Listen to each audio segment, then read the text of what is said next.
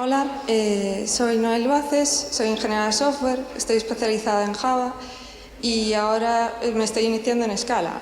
Así que esta charla va hablando un poco sobre lo que he descubierto desde el punto de vista de Java.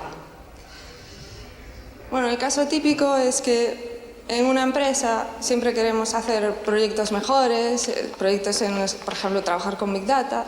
Y entonces, claro, nos deslumbramos con las nuevas tecnologías, entre otras cosas, pues Spark o Scala. Pero ¿qué ocurre? Se puede llegar a una trampa que si sabes de Java, entonces sabes de Scala, ¿no? Y entonces ya decimos que la curva de aprendizaje debería ser pequeña y, bueno, pues que no habría ningún problema en trabajar en un proyecto por primera vez con una nueva tecnología, porque total, si son bastante parecidas, ¿qué problema habría? Entonces, lo que pretendíamos entregar es un sistema totalmente escalable, funcional, sin ningún problema, que nuestro equipo de desarrollo se hubiese formado a medida que va desarrollándolo. Y el resultado real, pues, no es el resultado esperado. Es a lo mejor una aplicación pues, que no cumple nuestras expectativas, un Kraken, básicamente. Y bueno, en el Sprint Review, pues, la gente puede llegar a conclusiones del estilo de Scala resulta ser innecesariamente complejo, el código de Java es mucho más legible y bueno, esta la dije yo un par de veces, que es la programación funcional es obra de Satán, básicamente. Entonces, ¿cuáles son las similitudes entre Java y Scala? El compilador de Scala genera un bytecode ejecutable en la máquina virtual de Java y Scala puede ejecutar código en Java. Y Scala es un lenguaje de programación orientada a objetos. Pero también Scala es un lenguaje de programación funcional que evita variables mutables o asignaciones o bucles, que son estructuras de programación imperativa que ayudan a consumir menos memoria. Claro, adaptándonos a esta manera de trabajar, viniendo de programación orientada a objetos con estructuras de programación imperativa, es costoso. Y a lo mejor necesitamos pues, dedicarle más tiempo a formación o a lo mejor necesitamos hacer unas pruebas de concepto previas.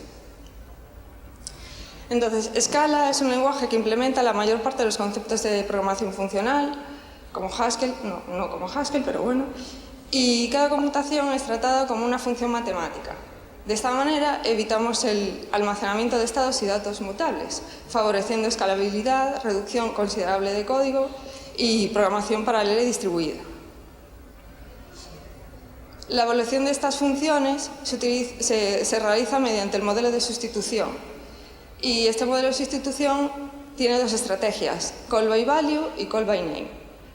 Entonces, call by value es la estrategia de reducción de expresiones a un valor por defecto y en el ejemplo de la izquierda, como podéis ver aquí, lo que hace es reducir las expresiones que se le pasan por parámetro antes de reducir las expresiones que hay dentro de la función, que sería la multiplicación de los dos operandos. En el otro caso, indicándolo con este término, lo que haría es la estrategia de call by name, que lo que haría es yo evalúo las expresiones a medida que las voy utilizando en el código. Y como podéis comprobar, la misma función con cada estrategia realiza un número de operaciones diferente y que en este caso call by name pues, sería mucho más rápido. Estas estrategias también se utilizan a la hora de definir valores y, por ejemplo, la forma def es la que utiliza la estrategia de call by name y la forma val es la que utiliza la estrategia by value. Entonces tenemos un ejemplo aquí en el que he definido una función que lo único que hace es ejecutar un bucle. Con la forma def estaríamos siguiendo la estrategia by name y con la simple definición no ocurriría nada, podríamos definirlo sin problemas. Pero en cambio con la forma val, simplemente esta instrucción definiéndola ya provocaría un bucle infinito. Bueno, la idea no es hacer bucles infinitos, pero es para que sepáis que en el caso de la forma val ya se estaría ejecutando la instrucción y no se ejecutaría cuando invocásemos la variable. Entonces, aquí hay un ejemplo que es, desde un punto de vista de Java, cómo estructuraríamos unos métodos, ¿no? Entonces, alguien que viene de Java, por ejemplo como yo, pues definiría dos métodos, con su punto y coma al final, y luego pues crearía un tercer método que llame a los métodos anteriores. Pero a lo mejor no nos interesa en absoluto que estos dos métodos, isWithEnough o increasePosition, sean accesibles desde fuera, solo queremos que los utilice nuestra función. Entonces lo que podemos hacer es anidar dichas funciones. Entonces podemos definirlas dentro de la función que queremos que las agrupe. Como podéis comprobar, tampoco no hay puntos y comas y tampoco hay return. Y el código resulta todavía más sencillo. Después, otra cosa de lo que se refiere al lexical scope hace referencia a si esta variable que tengo aquí, x, la voy a utilizar en todas las funciones que están anidadas dentro de la función principal, ¿por qué tendría que declararla de nuevo como parámetro una y otra vez? Pues no sería necesario. En las funciones que están anidadas podrían utilizar esa variable sin ningún problema y sin tener que hacer referencia a ella dentro de la misma lista de parámetros. Bueno, la idea de Scala es crear funciones que utilizan recursividad, no utilizar bucles. Entonces, una característica es la recursividad de cola, que se pueden especificar en las funciones, que es cuando la última acción consiste en llamarse a sí misma. Entonces, esta genera una pila de llamadas que puede, quiero decir, la pila de llamadas de la propia función se puede reutilizar.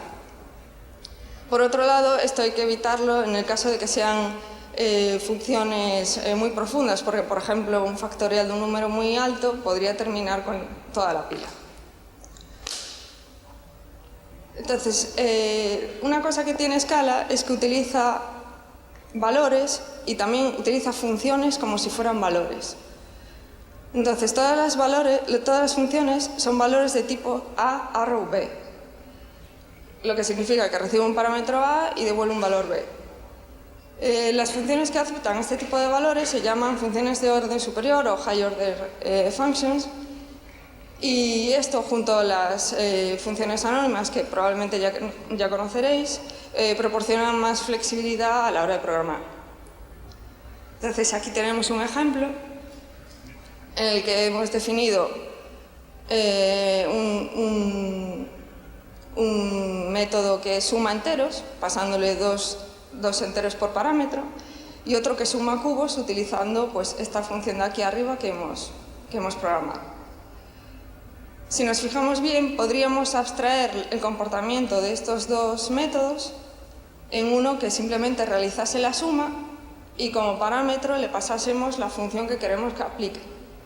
Entonces, de esta forma, lo que podemos hacer es todos los tipos de suma que queramos, pasándole de forma anónima la función que queremos aplicar. Después, estas funciones de orden superior también pueden devolver a sí mismo una función, y entonces en el ejemplo anterior que hemos visto tenemos el funcionamiento por completo pero sin los parámetros que queríamos sumar.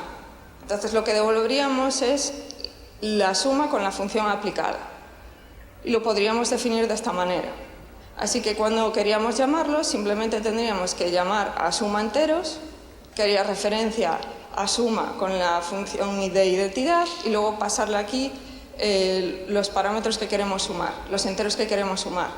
Así estamos reduciendo bastante código.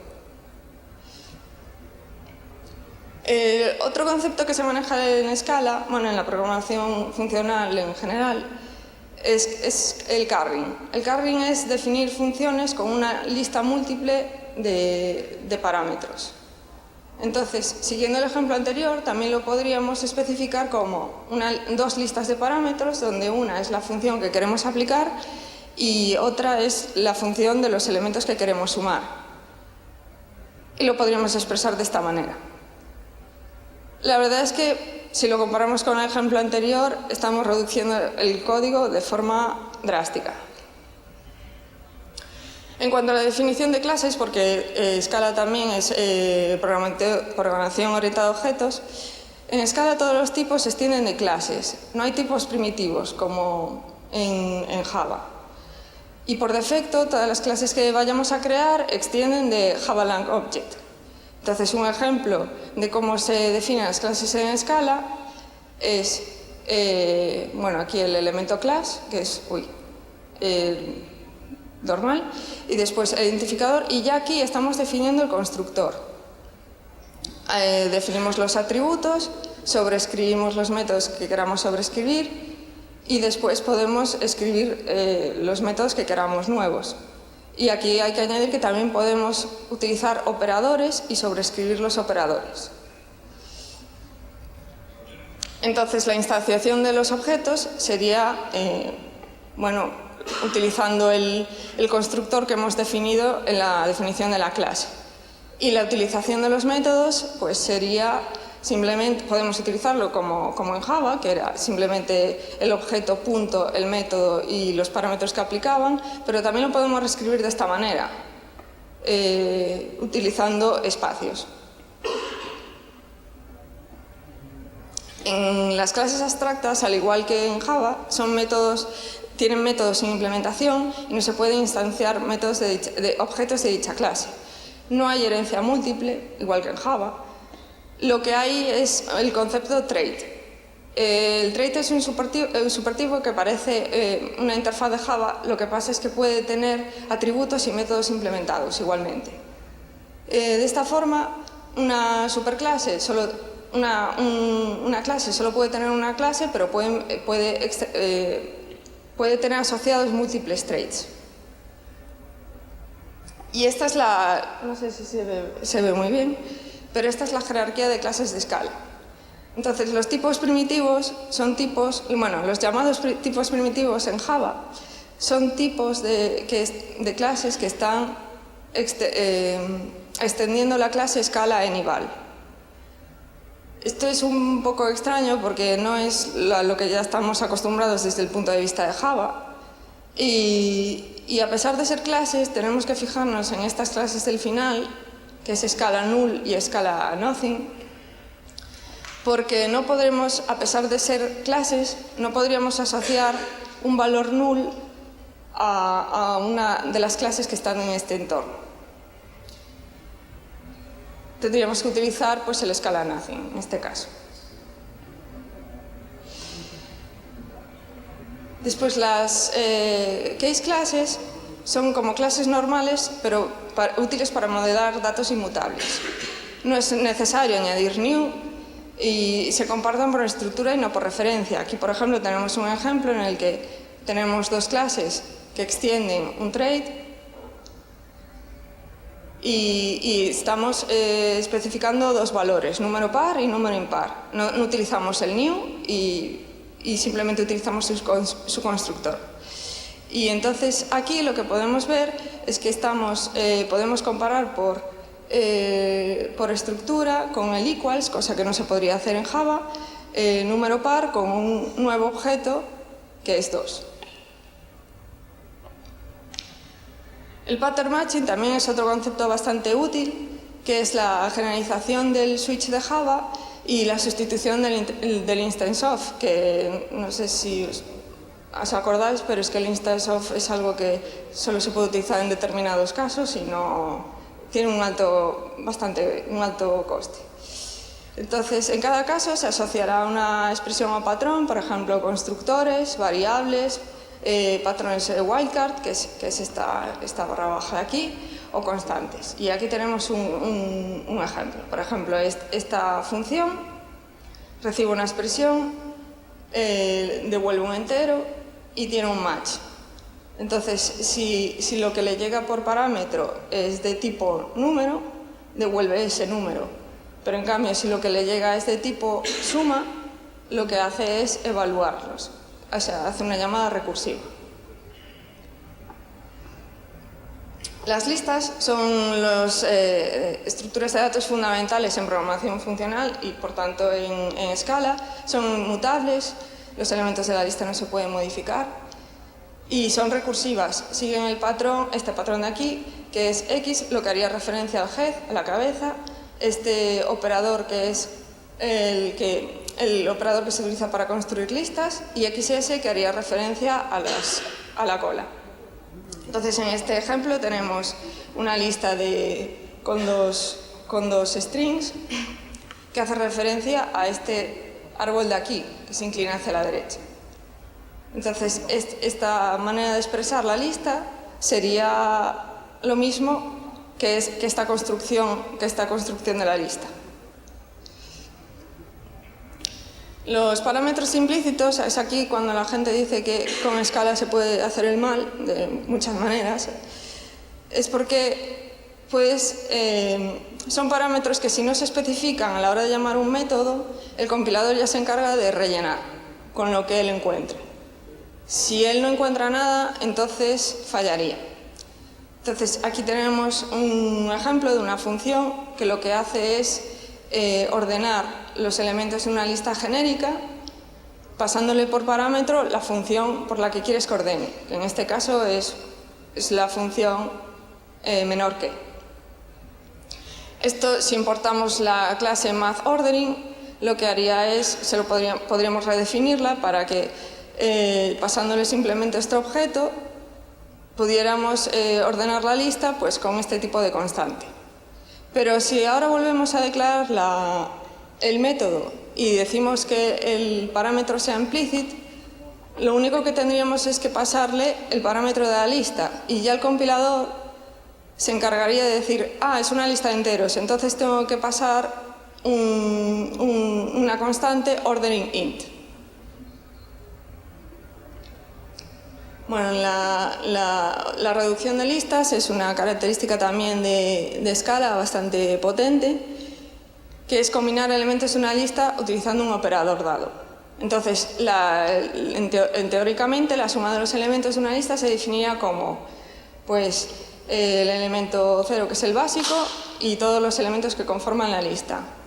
Pero también lo podremos significar simplemente con esta línea de código en lista reduce left y después el operador que queremos que se aplique, cómo queremos que se reduzca. O incluso podríamos reducir todavía más la expresión, que es, en vez de poner la función de este tipo, utilizamos wildcards y el operador que queremos utilizar. Y la verdad es que esta línea hace lo que hacías en un bloque con su contador en Java, que ocupaba bastantes líneas. Y es una gran característica. Los mapas es otro tipo de colección fundamental en Scala y es una estructura tiene una estructura de tipo que se asocian claves de tipo key a valores de tipo value. Y aquí, por ejemplo, tenemos un mapa donde se asocian el país a la capital. Son iterables porque, al igual que listas, extienden el tipo sec, y a su vez son funciones. Todo en Scala son funciones y podemos ejecutarlos, pues como veis ahí, capital, país, Francia, nos devolvería país. Otra cosa bastante interesante de los mapas es que podemos hacer dos operaciones muy útiles en SQL para manejarlos, que son group by y order by. Y yo, bueno, no sé vosotros, pero yo estuve muchísimas veces implementando una y otra vez código que lo que hiciese fuera ordenar los mapas que tenía en memoria. A mí esto la verdad es que me flipa. Entonces tenemos una lista, en este caso con strings, y podemos ordenarlas pasándole la función por la cual queremos que se ordene, que es por longitud, o que lo ordene por defecto, que es por orden alfabético. Y group by lo que hace es particionar la colección en un mapa de acuerdo a una función discriminadora. Es decir, aquí le estamos diciendo que de esta lista quiero que me lo particione en un mapa utilizando el head de cada Es decir, que por cada letra me escriba el mapa o sea, me lo asocia a un listado de palabras que empiecen por esa letra.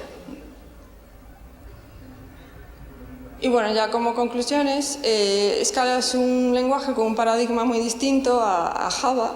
Tiene muchas características que reducen el código drásticamente, es decir, a veces puede ser peligroso porque también, claro, al trabajar en grupo tienes que hacer que el código también sea lo mayormente legible que se puede hacer, pero si lo utilizas bien podrías aportar mucha flexibilidad y abstraerte bastante del código.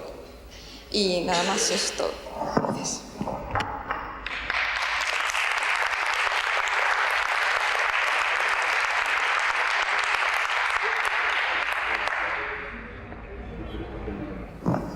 ¿Alguna pregunta?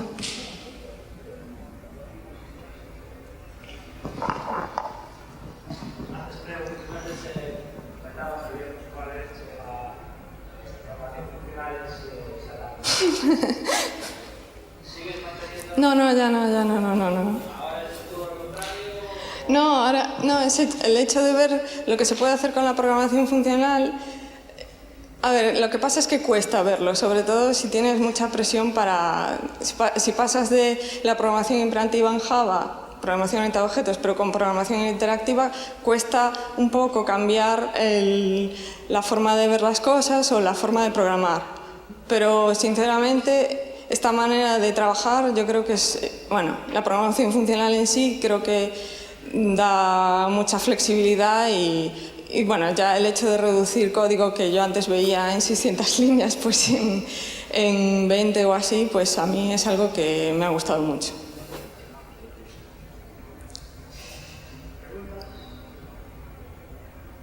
¿No?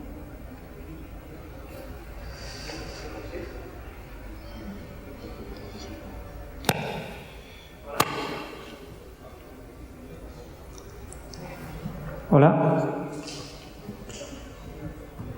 Hola, buenas. Vale, un poquito por la charla, porque yo no conozco el paradigma funcional, ¿vale? Pero ¿tú crees realmente que has perdido legibilidad al escribir código? O sea, un poquito lo que tú dices. Si yo trabajo contigo, cuando yo leo tu código, ¿realmente crees que una vez que comience a aprender funcionalidad, podré mantener la legibilidad del código? ¿Nos podremos hablar a través del código? No sé si me he explicado. A ver... ¿O ves que has perdido? No.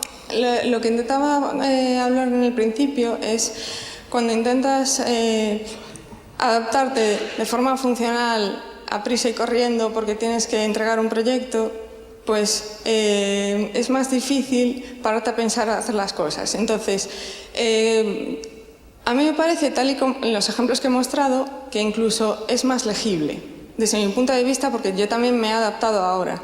Pero a lo mejor a alguien, yo que sé, un lunes por la mañana, cuando tiene que corregir un error en producción, y a lo mejor la línea es simplemente una función con un montón de listas de operadores, pues eso es la parte legible, que a lo mejor dice, tengo que empezar a mirar cómo va todo esto. Pero quiero decir, aún así, a mí me parece ahora más claro porque he cambiado mi forma de verlo y ya me he adaptado un poco más. Pero desde el punto de vista de alguien de Java que tiene todo estructurado, que busca bucles y no tiene metido en la cabeza que puedes enviar muchas funciones anónimas como parámetros, pues puede chocarle y decir que es poco legible. Pero es algo que no comparto ahora mismo.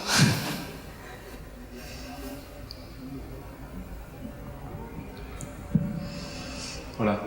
En cuanto a rapidez de código, es decir, aunque sea muy escalable, porque yo puedo distribuir la ejecución en muchos procesadores, este tipo de programación no tiende a ser más lenta en cuanto a cada cosa que haces. No, porque utilizas menos memoria debido a que no utilizas bucles, ni utilizas variables, ni utilizas valores mutables. Entonces, lo que estás utilizando es todavía menos memoria de lo que estabas utilizando antes, con lo cual la aplicación puede llegar a ser más escalable. Entonces, no creo que sea todavía más lento, al contrario. Gracias.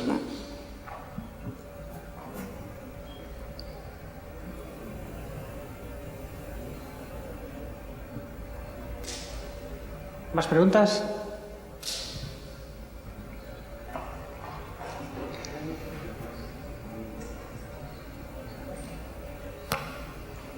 Gracias por la charla. A nivel ya lenguaje o madurez, no sé cómo comentarlo, porque no tengo ni puta idea. ¿Cómo está o sea, librerías que ya existan bastante maduras o hay variedad en cuestión, por concretar, en análisis de datos me refiero, o machine learning? O sea, me refiero, ¿tiene la madurez suficiente como para que haya librerías open source que te cunda usar? A ver, yo, bueno, para empezar, me estoy iniciando en Scala. Esto es una charla de iniciación. Pero quiero decir, Scala no es... creo que empezó, no sé si en el 2012, no, 2011, no lo sé, pero hace bastantes años. Y la cuestión es que incluso Twitter, LinkedIn y este tipo de plataformas lo están utilizando. Con lo cual, a lo mejor yo creo que la respuesta a tu pregunta es que sí, puede que tengan pues, bastantes librerías que se puedan utilizar fiables, vaya. Yo quería complementar un poco la respuesta también, en el sentido de que una de las ventajas de Scala es, al poder utilizar librerías Java de forma nativa, pues tienes todo el ecosistema de librerías Java que sí tiene en esa área, y hacer tu propia aplicación en Scala. Pasa un poco igual con Kotlin o con Groovy, en el sentido de sí que puedes aprovechar pues, todo lo que ya hay y no tienes que ir siempre a buscar la librería en Scala, porque al final te da un poco igual. Eso creo que es una cosa que está bien.